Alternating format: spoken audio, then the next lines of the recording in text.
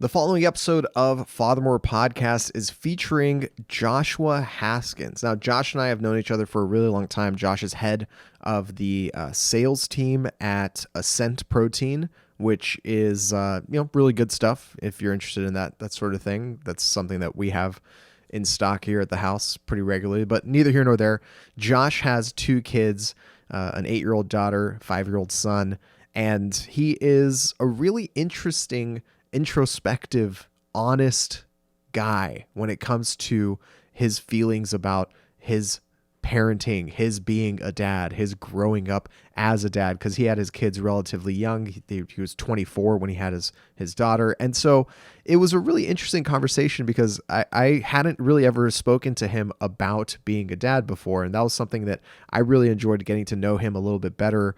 Even though we've known each other for so long, getting to know him a little bit better as a father through this conversation. And there was a lot of really good nuggets in there. I greatly enjoyed it, and I think you guys will as well. Enjoy. Take care. So I saw this thing a couple of years ago that was just like an article out of the blue that was like, we asked Dwayne "The Rock" Johnson if he's going to run for president. And I was like, did you? Or did his PR team like reach out and say, ask him if he wants to run for president? And now that show, Young Rock, you know what the premise of that show is? It's like it's like a sitcom about his childhood. Yeah, his story. Yeah. The framing mechanism, like the premise for the show, is that he's running for president and he's on the campaign trail, and each episode he's telling a story from his childhood or something. That's the framing of the show. Wow. I honestly didn't know that. I consider myself a bit of a Rock fan.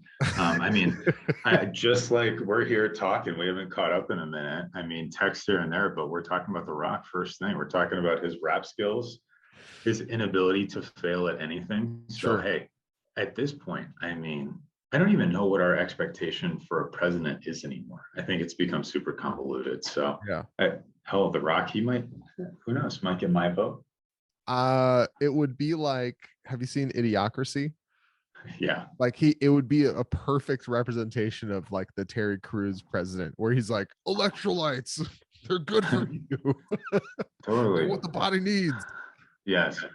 This episode is sponsored by Ascent Protein. Sorry, yeah. I had to throw that in. That's right. The official sponsor of Hard Work. And that's exactly what being a dad is. Boom. That's called perfect transitions right there. Perfect segues. Yeah. So, dude, you're a dad and I'm a dad, and there's a lot of other dads, and there have been many, many, many dads before us, and there will be many dads after us. But is it just me, or is there something about being a dad to your own children that makes you feel like you're either the first person to ever do it, the best person to ever do it, the worst person to ever do it, and also anything else that's like a superlative? Like it's like an island of superlatives when you're a dad.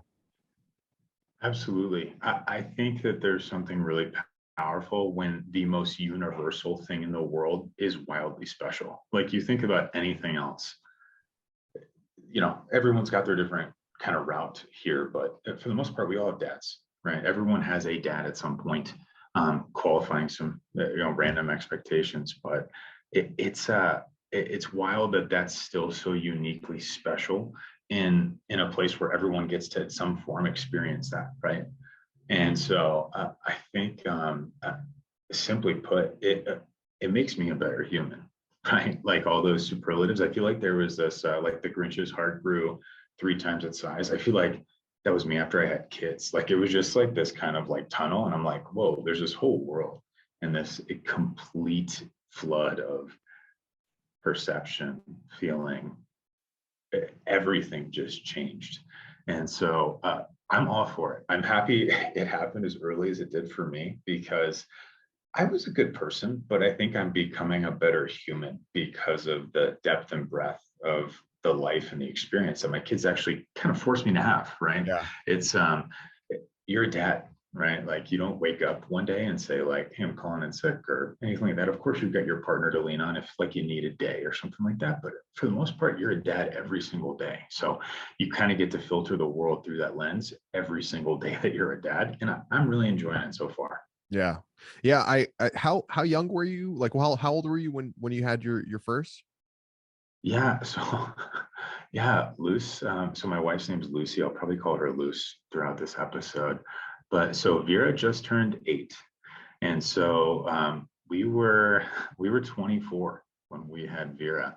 Wow. Um, what wasn't planned, but beautiful that it happened. We always wanted to have kids. Maybe not that early on. We were only married for 2 years when we found out that we were going to be having Vera. But such a blessing, as everyone says when they have kids. But truly, super excited that we got to have that experience because the joke now is for all these old parents who we're actually friends with right now is like, hey, when Vera and my son Everett is about to turn 5, like when they're out, like we're still young.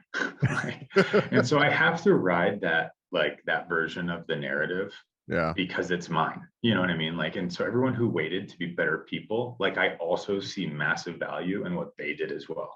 Like, hey, I'm gonna wait till I'm like in my mid 30s, and I'm like, yeah, I totally get it. Like I didn't have enough emotional capability and honestly, like any firepower when Vera came along. Like it was just complete.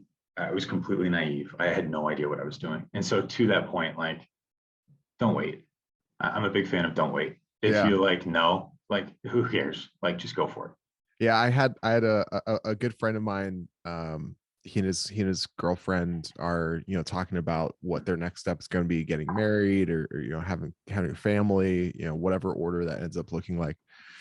And I essentially told him the same thing. Like, my wife and I tried for a couple years before we finally got a successful pregnancy, and now we have our son, and it's beautiful. It's amazing. I told him, the only thing I wish, knowing what I know now, is that we had just started trying sooner. Like, it's not like I would have been any more or less ready. It just would have been a different sort of not ready. And so there's no degrees of like readiness when it comes to having a kid. Totally. Like if it's a manual, like you're only getting the advantage of like maybe a chapter. Like you're not by any means like conquering half the book Mhm. before your kid comes along by kind of waiting. But I think the most important thing I say is like when you've got the right person, that's when you're ready. Yeah. Right. Like I think if I do look back, there is a little bit of, hey, like my wife and I were newlyweds and we didn't get quite as much time in that newlywed phase before we kind of got this other thing to happen to our family. And by no means do we regret it, but there's a power in that piece as well. And I would say, like, make sure you got a stable house, make sure you got, a stable crew that you can kind of like do this thing called raising children. And I'm a huge fan of the way it ended up happening. And I like being a young parent. I'm definitely my perceived age versus my actual age is definitely like two very different things. Yeah. Like all the people we're friends with, and if they listen to this episode, hey, I'm way younger than you and way fitter than you. But no, I mean all of our friends just happen to be older, and it's a fun joke because they're like, oh, like my birthday's actually next week, and I'm like, hey, come on out for my birthday. And they're like, how old are you turning? And I'm like, don't worry about it. We're the babies. Like, let's just keep rolling here. Yeah, I wonder, in your I've known you for a while. Like, we've been rolling through the same circles for a long time. And I wonder, in your estimation, what has been the biggest like level up for you after becoming a parent? Level up in what way? Like, just you said, I feel like I'm just a better human after having a kid. And over the past, like, there's obviously a lot of changes that happen to you as a person, as like an operator in your really your relationship with your wife, your role in your family, your work, Got it. that, like, what do you think has been the biggest thing that leveled up for you? Well, I think there's that immediate level up of like a very primal, like I have to be a provider in some very overt way, right? And so, when we found out we were having Vera, it kind of just clicked into not that we weren't being serious, but like I wasn't aggressively trying to climb any type of professional ladder. Like I was still working, I was still doing these things, but there was no urgency, right? There was no like stakes, right? Lucy and I were totally just enjoying being young and kind of figuring life out, right? But I think there's like a level up that just happens right out of the gate. Hey, there's another human you're responsible for. And I honestly think too, like it was a couple of years before like the responsibility and like the externality of this is your kid clicked in. And that might, I've heard stories of people who day one, they're like, my whole world changed. I'm like, yeah, absolutely. I had this like incredible emotional response, like, wow, that's my daughter. Like my wife and I have a daughter. But I think I was still very much like, if I can delineate this to like, there's kind of like your time with yourself and your time with your collective family. I feel like that spectrum, like you're so aggressively in your self boat because that's how you've been your entire life up until like, hey, you find a partner and then you have like, and so I think it's taken me a long time to kind of move from this side of the spectrum in and understanding like what's healthy on this side. So what I mean by that is like, when you go enjoy something or you go seek joy, is that something by yourself or is that something with your group? And Mhm. so I think over time, I've really started to recalibrate, not because I didn't enjoy this self stuff versus kind of like family stuff, but it was just like no, we experience all of life together, not like these massive curated moments. Like it's not like we just show up to do this or we do like the core blocking and tackling of all these things. And so I was young, it took me a minute to kind of click into, hey, wow, like there's other people here and they don't just need me to take care of these things. There's like stuff we have to evolve dynamically as a family for. Mhm. And so that clicked. And yeah, some quick background just for people listening who maybe don't know me, which is probably a lot of people. Armin and I met through the CrossFit space. I used to work for Killcliff. I was one of the early brain guys over there, building the sales team. And then I now work at Ascent, leading our sales team over here at Ascent Protein. But we've been in the same space for a long time. And I think, yeah, like halfway through my tenure at Killcliff, it was kind of like a big stair step where I was like, hey, things are changing and like the steps I'm taking are dramatically changing the course of my future career too. Like I started having all these different thoughts. And really what this sounds like to anyone is like he was growing up and that's totally what was happening. Right. Right. Yeah. And it's, I think it's one of those things like I explained it to, because for me, these podcasts are really nice to be able to talk through a lot of the changes and feelings and growth that happens over the course of becoming a dad, over the course of just growing up as a dude. Um, and what you're describing is like this transition of you've spent your entire adult life, um, and I'm counting adult life because childhood doesn't really count in this. Like, it's like Totally. after you have some autonomy in your life and some agency in your decision making is when it really starts counting, like the rubber meets the road. It's like you spent your adult life being alone. And I think that's really common. Not very often do you get people who discover who they are as a person within a relationship before discovering who they are as a person outside of that relationship. And if you've done the whole thing where you kind of learn about yourself as a solo flyer, and then you get into a relationship, that relationship gets more and more serious, you maybe get married, and then you discover who you are within that relationship, and there's a little bit of a shift in perspective, a little bit of shift in who you are. And then the birth of a child is like a storm that like ship just kind of like goes into, right? It's not the gentle waves that kind of changes your personality, not personality, but your characteristics and your outlook and your way of prioritizing your time and your efforts. It's this gigantic storm that you get thrown into that you have to really find yourself in again. And the idea of growing up individually, growing up inside of your maturing inside your relationship, growing up into being a dad, as well as navigating professional life and navigating everything else that comes along with that. I mean, that's really the crux of where I think sharing these experiences could be valuable, because that's where people can see the rough edges, the false starts, the successes and failures.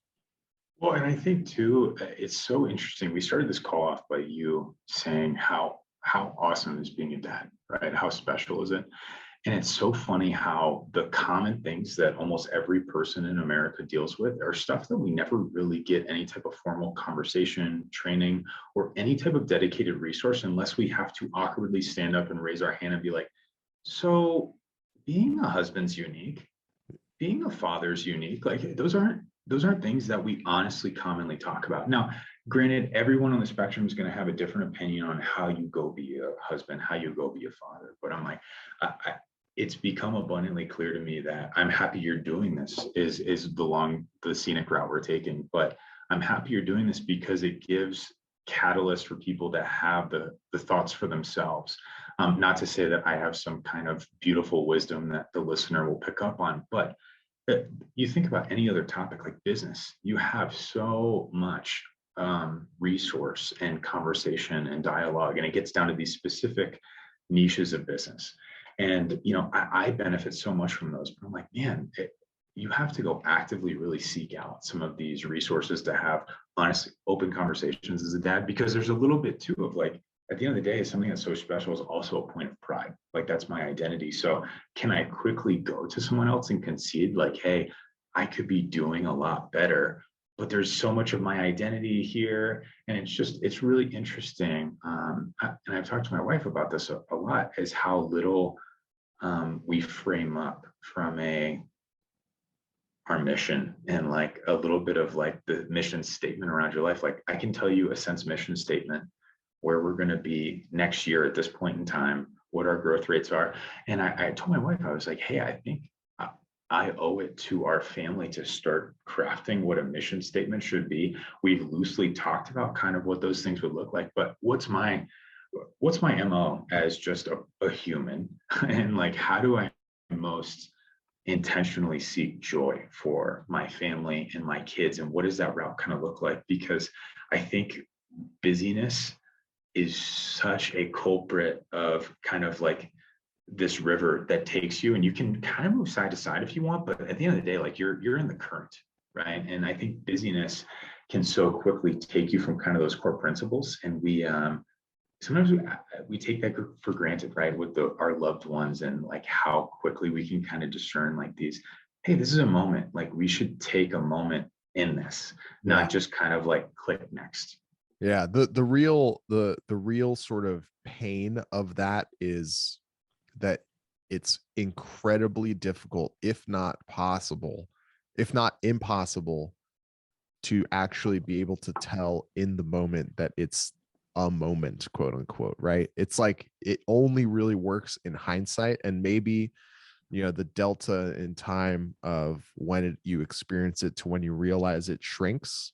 If you But can collapse that, then if yeah, you you're if you magic. yeah, if you can collapse that, like you are, I don't know what that would make you. Would that make you like a Zen master? Like like so just living in the present moment so well. Like I don't even know if that's possible. I think it's one of those things where you you kind of see so I was talking to Nick Fowler, who's also in the CrossFit space.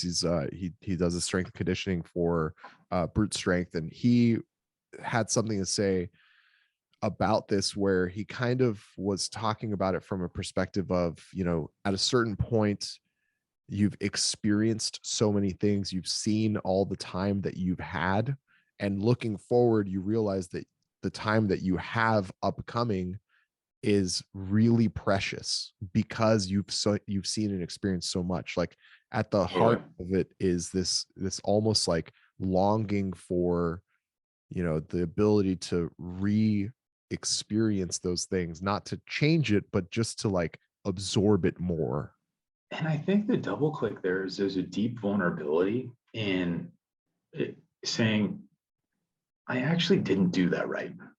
I actually wasn't as great of a father as I could have been. But you have to create this realistic version of what your expectation is, because you have to hit so many buckets as a father, right? You have to hit like, hey, here's a nice house, right? And I'm speaking in general terms, right? Everyone's got different roles these days, so I don't want to, ruffle any feathers. But there's all these buckets Ruffled, you yeah. have to there's so many buckets you have to hit as a father. And so at some point, by making a decision to um, actively spend time, there's something you're dropping the ball at over here. And I think there's always the hindsight benefit, but I think it's finding the way, like the hack or the zen there is like, how do you find moments to celebrate joy when it's happening, right? Because again, like I feel myself in something that I try to actively talk about. And again, like my wife could be the fact checker on this episode and be like, I would love to marry that guy because he sounds like he's got it dialed. Like the of course expectation is like, this is the version of who we want to be, but you have to create a version that's actually realistic based on your life. If you're comparing it to some index of a version of a father that you think you can be, you're going to fail. And I think it gives you the ability to feel a little bit better about making changes instead of this insurmountable version of yourself that you're like, hey, I didn't like the father I was when she was 5, and I really messed up. And I can let myself feel guilty about those, but then let myself off the hook because I'm like, well, it was really hard for me to be that person. But I think it's, to your point, collapsing that, but also giving a realistic version and also like prioritizing the right things, Yeah. right? You can chase so many moments of like, hey, this is me showing love for my kids. The reality is your kids are the best barometer to say like what they enjoy the most. If I ask them like, hey, what do you love about daddy? They're not going to say anything about the stuff that I might overvalue. Like, well, you don't think the yard's super cool? Like dad spends a lot of time in the yard doing this. Like you don't think that tree that daddy planted is a statement piece? Like, you know what I mean? So I think like don't lose these moments with your kid being busy curating the perfect father figure. You know what I mean? Like you have to kind of marinate in some of these moments and they're not glamorous. Yeah. Like my son Everett will literally sit down and just want to play cars.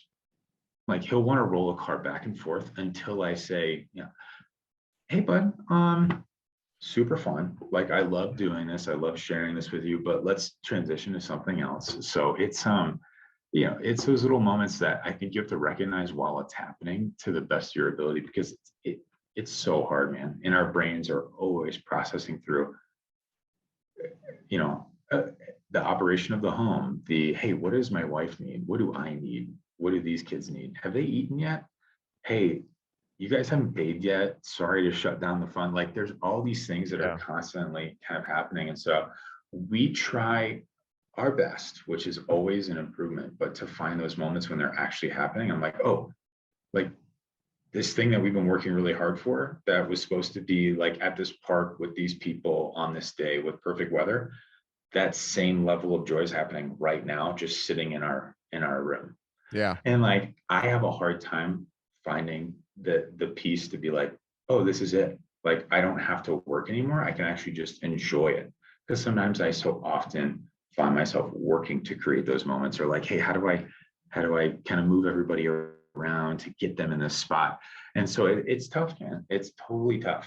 Yeah, there's a lot of magic to kind of what you mentioned there earlier about, if you asked your daughter or your son what they like most about daddy, it's going to be vastly different than the things that you prioritize as their dad. And I think that that contrast between what our ego tells us we should be and could be and would be and want to be for somebody else versus what they actually want us to be or what they need us to be is it's really difficult to bridge that gap, to let that go, because you know I'm sure anyone who's been in a relationship, whether it's personal, professional, parental, whatever, has experienced the exact thing that I'm describing, which is you see an issue or a point at which you think you can leverage a little bit of what you've got to make something better,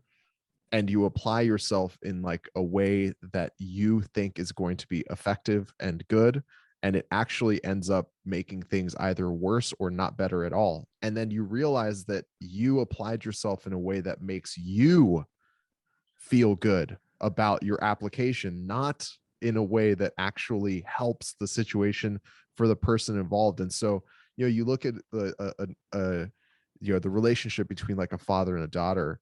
And it's like, yeah, maybe for you it's like, oh, I look at this yard, or like, your daughter's never going to be like, yeah, dad's really good at meeting his KPIs at work. It's like he's his Excel sheets are just so tight. They work so well together. He doesn't even have to use a mouse. Like it's like, she's gonna be like, yeah, daddy likes to like snuggle up and read Goodnight Moon. And I remember reading Goodnight Moon with him when I was younger. Like that's what they're gonna think about, as opposed to all the other things that you might apply yourself to.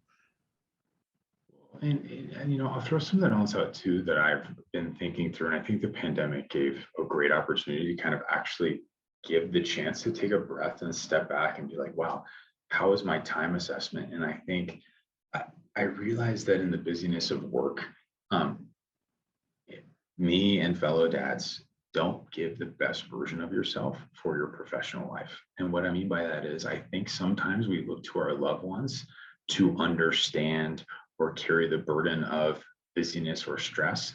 And that's okay once in a while because that's your family. But it's really important that you show up the right way, right? Like you can't always expect your wife to get the crumbs of you at the end of a day or middle of a day, whatever it might be, because you crushed it at work that day. I think there's a way to simultaneously do both, but just remember that like you can't leave the tank on E just just for your professional development. Like there has to be a total scope there. And I think one of the hard places is understanding your true north. I think there's times where you have to realize that like your energy and time is the biggest way that you say what's important in your life, right? So when you audit that and you say, hey, where am I spending the most time? Like you should feel terrible about like, I scrolled on Instagram for 30 minutes tonight. Like, why in the world, if I'm saying that my joy comes from this, am I doing this? And so not to say you become this perfect human who perfectly balances work and life. All I'm saying is you have to be constantly aware of that because it's dynamic. You're never coming home to the same home every day. You're not the same person. Everything's changing. And I think that's something when you talked about leveling up in the beginning, it took me a long time to realize that I couldn't just fix a moment and be like, okay, this equation's solved. Let me go tackle something else. It was like, oh, this is a dynamic, constantly evolving relationship with my wife, with my kids, with everything. It's not a give me a ton of hard work and expect a result. You can get that for a moment, a week, whatever it might be. It's a constant commitment, and that constant commitment has to be based on something bigger than just let me fix this. If that makes sense.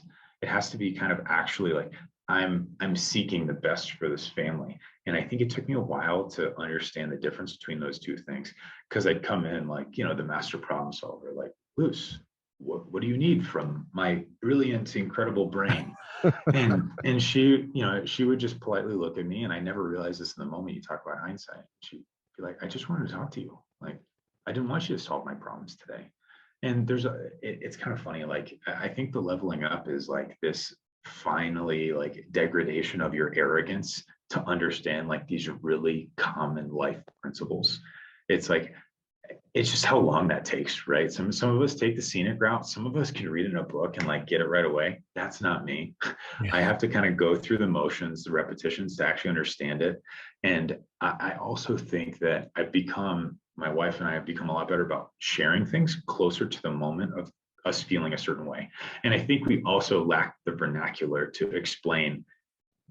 So I've got about 1% bandwidth left. And like that wasn't always easy to say, not because like one of us was uncomfortable with hearing that, but it's like creating the actual syntax to be able to say, I'm X. Yeah. Because you can't be perfect every single day and it's dynamic. And I also think there's something wildly valuable in understanding how to argue and be angry well. Like it is more important because those are the moments that you have an opportunities to either grow or like take steps back, right? Because everyone feels. And so it's taking these moments to say, hey, I'm yelling at my 8-year-old right now. Like not full open, but I'm like, we're yelling at each other right now. Like, what Yeah. version of this ends with anything beneficial? Because, sometimes your respect feels trampled on. And I'm like, is it my insecurity of not being respected by my 8-year-old daughter that's coming out right now? Like, is there anything beneficial by me going toe to toe with her? Like, is there some doubt as to like, I'm the father in this scenario? And so Yeah. it's very hard. Um, I have a hard time putting my ego aside, just like everyone else does. Yeah. I think a lot of this stuff applies to my professional life too. Like there's these moments where you got to just go, what is what does success look like in this? Because the amount of emotional capital and energy you're putting into this, like, is not getting you anywhere near. And now you have to like double down and hold your ground, or pull a radical enlightened saying that, well, pause. I'm freaking out right now for no reason. Can we all just take it down a notch? Like, that takes an incredible amount of trust, openness, and that whole kind of like creating that kind of space is difficult. Yeah. Um, so The idea of what does success look like right now is you mentioned you every time you come home or every time you go to work or every time you interact, it's like it's not the same thing that you're returning to. You're not the same person. It's not the same situation. There's so much dynamic in the characteristics and influences and changes that are happening every single day to every single person, that you might be able to repeat your best day back to back to back, but it might not be the best day for everybody involved, just because of how many different experiences all those other people have. And I think the idea of, what does success look like is so, it's just constantly changing in so many ways. And it's also a framing that I think, and I have a 3-month-old, so you've been doing this tell me quite a his long name. time. Levon. His name is Levon, Levon. Okay. Yeah, we call him Lev. Levon is basically, it's the Armenian version of Leo. So Okay. it's like I realized I would consider us pretty close, and I was like, I don't know Armin's son's name. And I think it's because, like, any nation across the country relationship, I was like, I'm purely relying on Instagram to tell me that. And I was like, I don't think Armin's posted uh his son's name. And I'm sure there's a choice and a conversation there, but keep rolling. I was like, I want to know Armin's son's name, and I don't know his name, so that yeah. bothered me. No, I think that's a fair question to ask. I've gotten used to just referring to him as my son, and like not really talking about his name, because my wife and I we're trying to sort of keep him off of social media as much as possible. Not to like he should never, because both of us have Instagram accounts, both of us have social media. So obviously we talk about him and have him in there. But we made a conscious decision because we have some people in our networks who have been like very, very, very oversharing, in our opinion, with their families.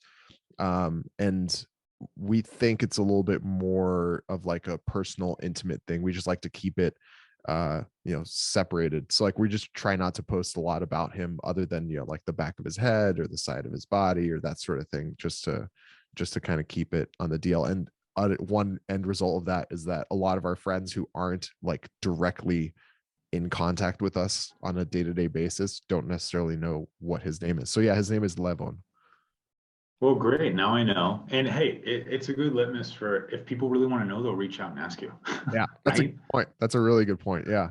Um, so what I was saying was the idea of success, it constantly changes. It's so fleeting to understand and realize what that success feels like. And it's also a framing that can lead to, I think, disappointment, because it's almost impossible to quote unquote successfully be a dad. Like, what There's is, no scoreboard, there's right? no There's no scoreboard. there's no scoreboard. And to be totally honest, unless you've got a group of guys and your wife can like let you know at moments, but like there's not a party to celebrate that you've been doing a great job as a father. It has to be that inherent joy that you are trying to seek, and you have to be okay with some of that. And I guess the takeaway is, if your audience is primarily dads, go tell your wife that they are crushing being a mom. because no one will ever tire of hearing that they are a great parent, right? Or even friends. Like I'm actually feeling like I need to send a text to a couple of my dad friends who are like, hey, no baggage here. You're crushing it, man. Like I just wanted to let you know. It, I could probably ride that high for months. Yeah. You know what I mean? Yeah. And there is no scoreboard, and that's what makes it really interesting. Is like you have this high importance factor, but there's not a KPI or a budget or something that you have to hit. So it's kind of this evolving thing, and it's a very selfless act. And I think that's why there's such a struggle defining like what success is, because I think people want this overt way to kind of go, that's it. Um, and the scoreboard's not there. No, You it's have to never that simple. It's never that no. simple. And I think part of the reality too is like you undulate between truly seeking joy for your children and kind of not, right?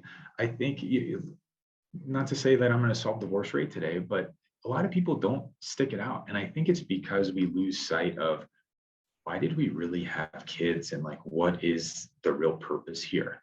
And all of us buoy away from that, right? Like we kind of go out of the waves, come back a little bit, but it's hard to truly selflessly pursue joy for your children. Some people make it look supernatural, right? But there's other times where you're just inherently kind of going back and forth. And I think there's a lot to be said for maybe there's a lot of parents out there who found themselves into this thing called parenting and haven't really unlocked this is how I feel joy. It feels like work. It feels like I have to put mouths in. It feels like a financial burden. There's a lot of things that can happen.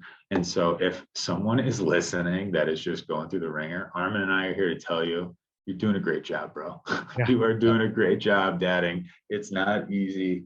There's no ticker tape parade at the end. And but you have to be able to tell yourself that it's so wildly important that what you're doing is for the goodness of your life and your family. And I think it's hard to marinate in that, right? It's really hard to say that that's like my joy is to truly seek everything possible for Vera and Everett.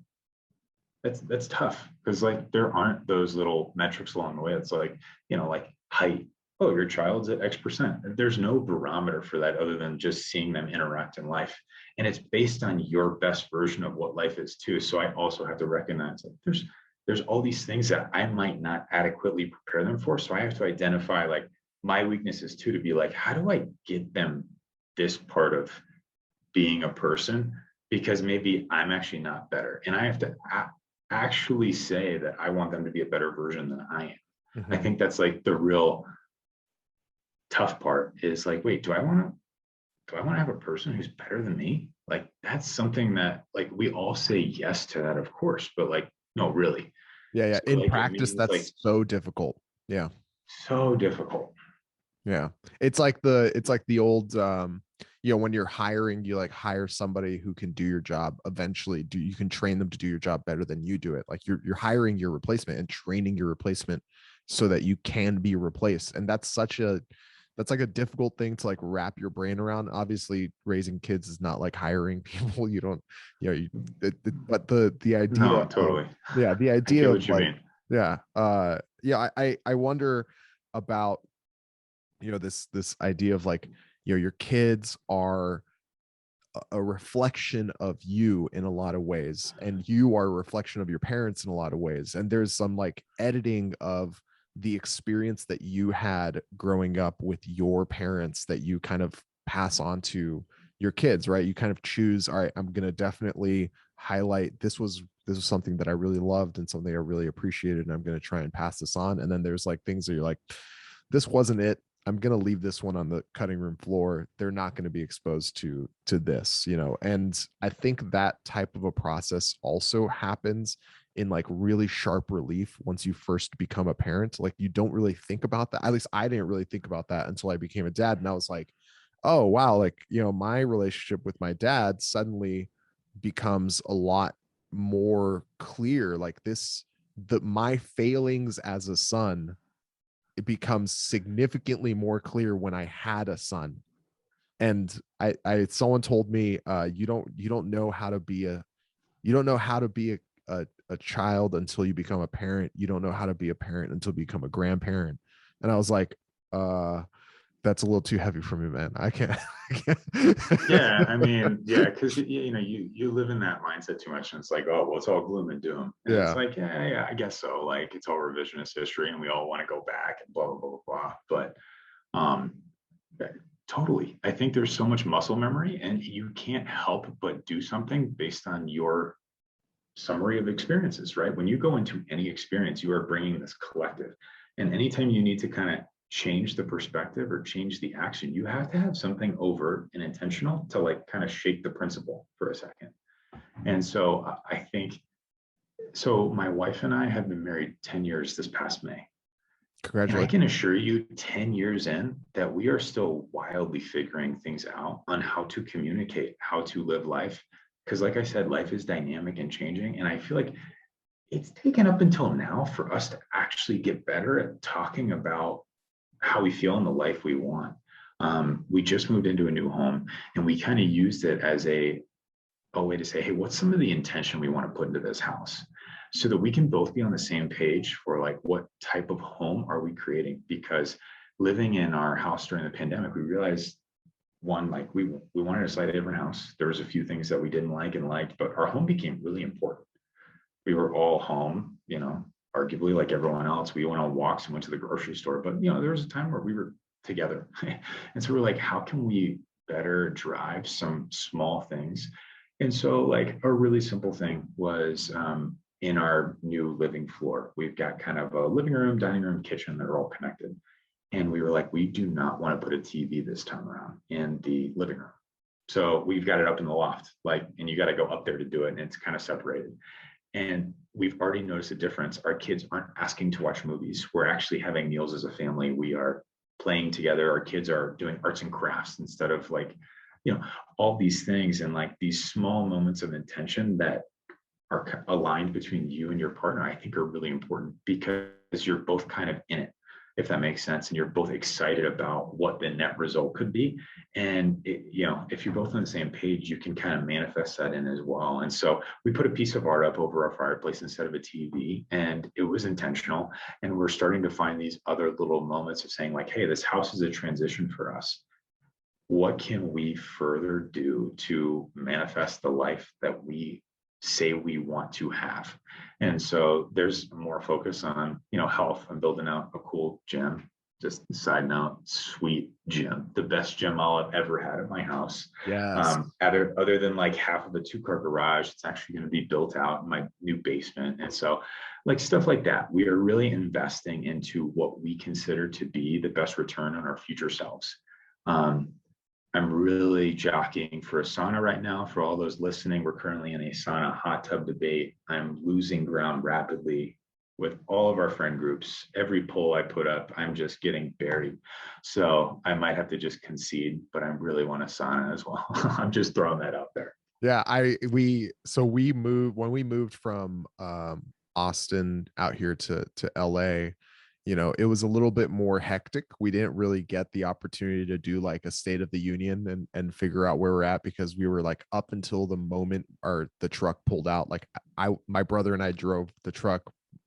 My wife and her mom drove the dogs in our car. So it's like we were up until the moment the truck like reversed out of the driveway of our house in Austin, we were still packing things. Like it was chaos. It was just the worst possible way of doing that. So we never really got an opportunity to do like the State of the Union thing. And I think that is something that is valuable, because it gives you, even if you just take a minute to like reflect, think through it, and just communicate with your partner, hey, are our priorities still aligned in this specific case? Are we moving in the right direction in this specific case? Because sometimes you're naturally, because you get to know your partners so well over time, and you guys kind of grow up together. At a certain point, you reach a tipping point in which you've spent more time together than you had apart, and your character and your values really start reflecting that time spent. Mhm. You kind of subconsciously end up going in the right direction. As long as you picked a partner that you're kind of aligned with, you kind of subconsciously start going in the right direction. I think it's important to have those overt conversations as well and say, hey, you know what?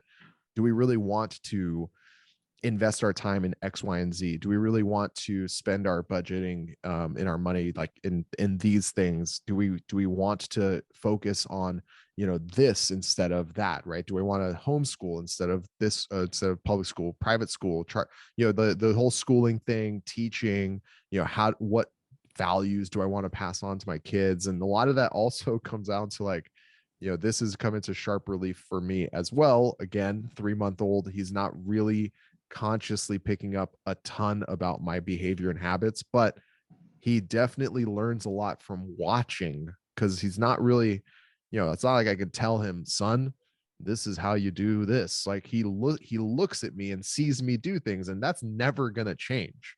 He's always going Well, to see me. yeah. There's nothing quite so uninvited to your children as a lecture from dad on how to live life rather than just living life. Yeah. Right.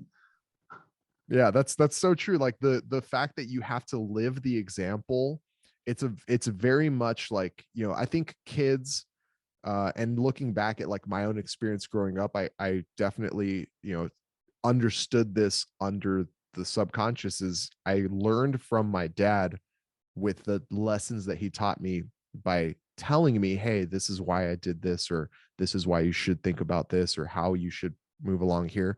But a lot of it also came from seeing how he behaved, how he interacted with my mom, how he interacted with my brothers, how he carried himself with his friends, with his business. So much of that is like almost like you just marinate in that without knowing that that's happening in the moment. And the fact that now Yeah. I'm responsible for creating that environment and that space and that modeling for my own son, you know, that's a lot of, it's a lot of responsibility. That's a lot of uh power in a way. I think power is a kind of it's a rough word for describing what it is, but it really is a lot of power. I can shape my son's future in a lot of ways just by the way that I behave. So do I want him to see me on my phone all the time? Do I want him to see me distracted with my wife? Do I want him to see me active and out there and participating in life and doing things? And you know, there's a lot of these like questions that almost are like painful to answer, because it's you know, as a person, I've lived my life in a lot of different ways, and I can understand that some of those habits and some of those behaviors aren't necessarily things that I want to pass along. And it's that responsibility to like confront that can be painful.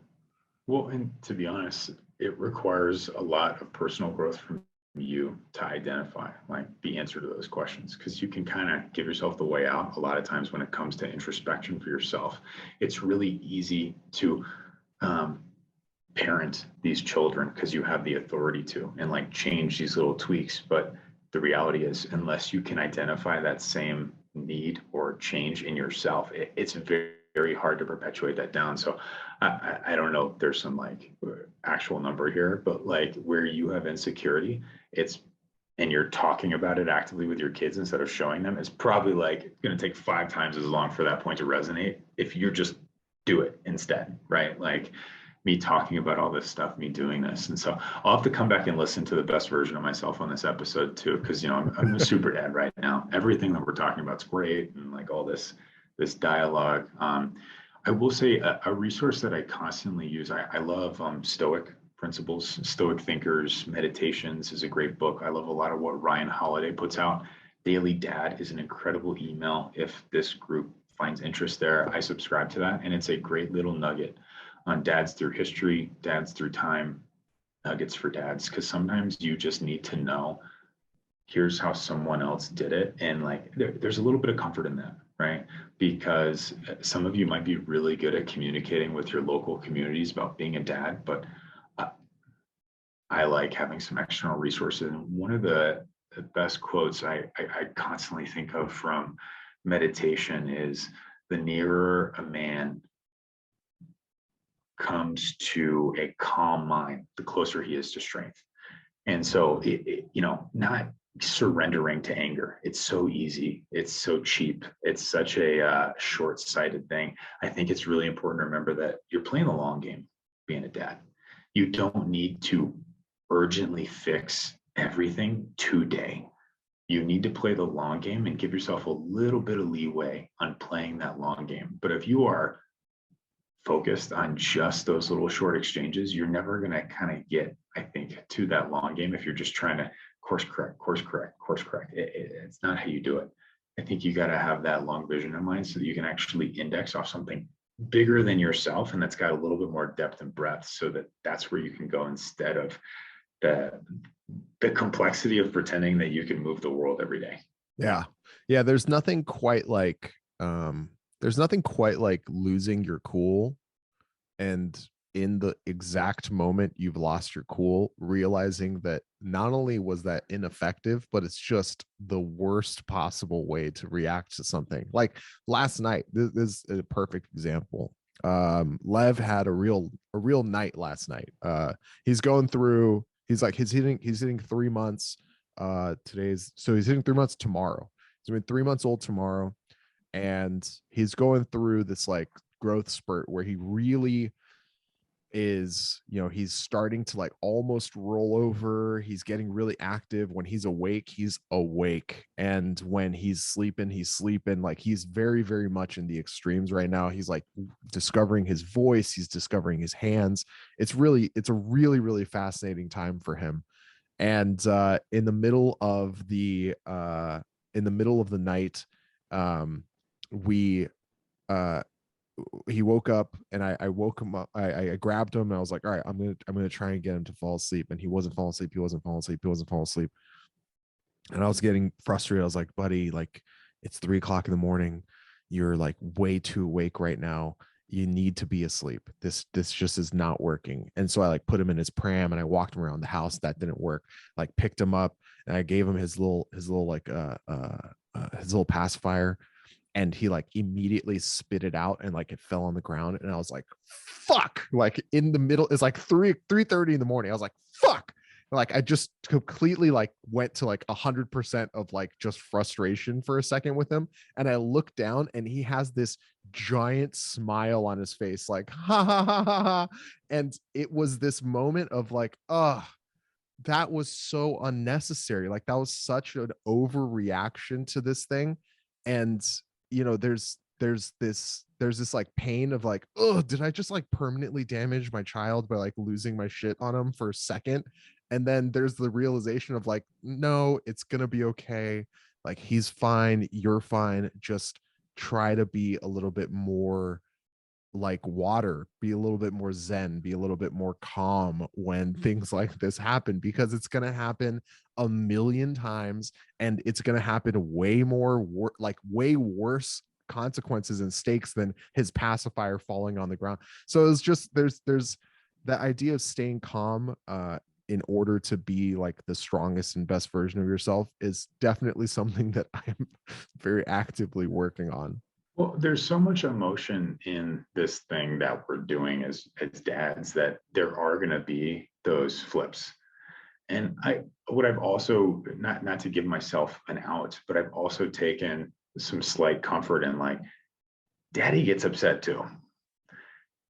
Now, when you get upset in front of kids who understand what's going on, not a 3-month-old who thinks it's hilarious, by the way, you can't get upset and then leave.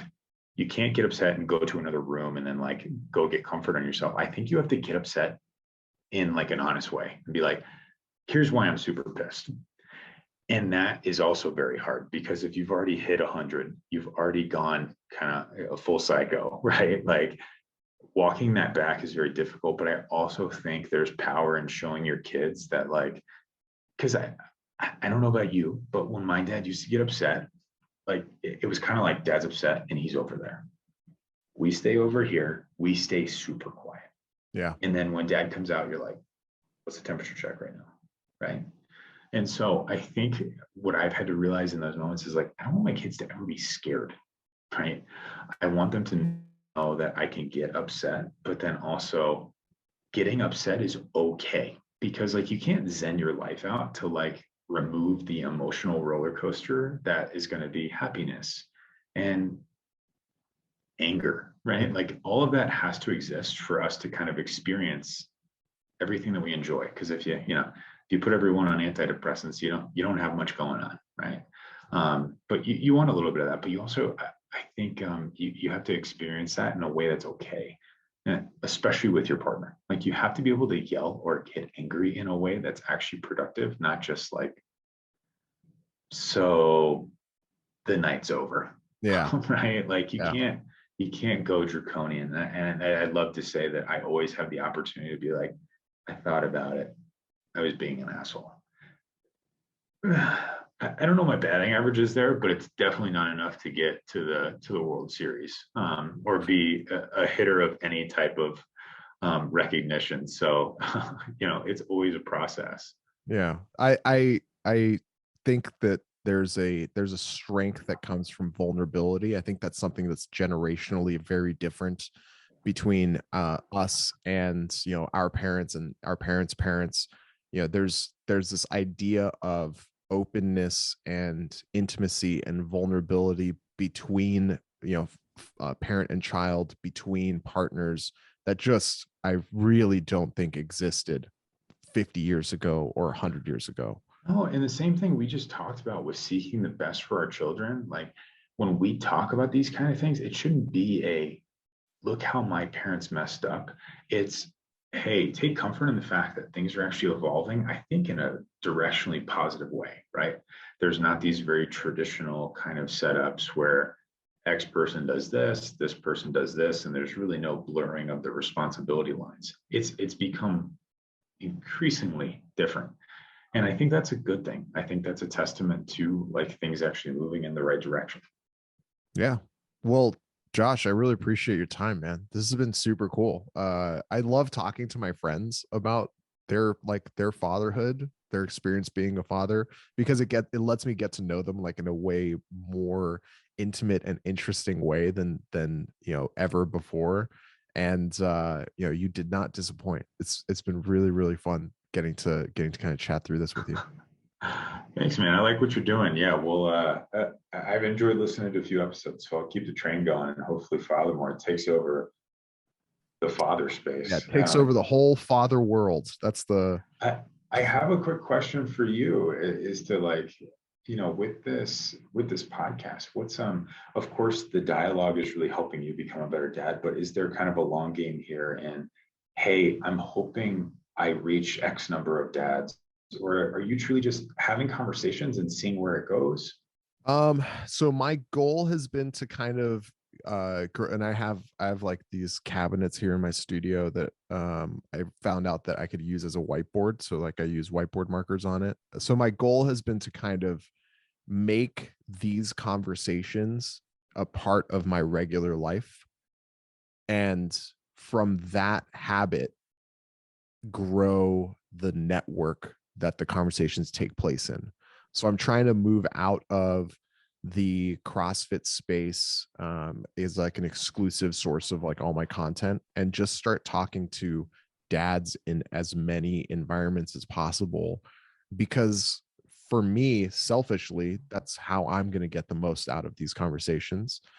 And I know that if that's something that I'm going to benefit from, I think a lot of other people would benefit from it as well.